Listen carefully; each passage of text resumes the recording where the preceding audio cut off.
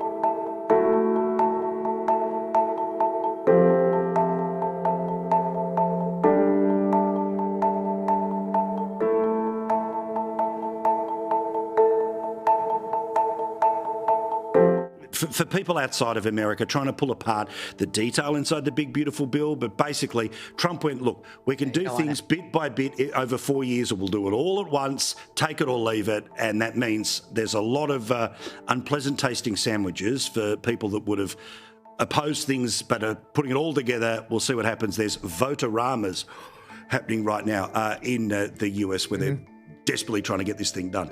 But let's get to Alligator Alcatraz. I don't know who came up with the name, but a bravo to the branding department. Very well. We all know what this means, which is I don't want to go there.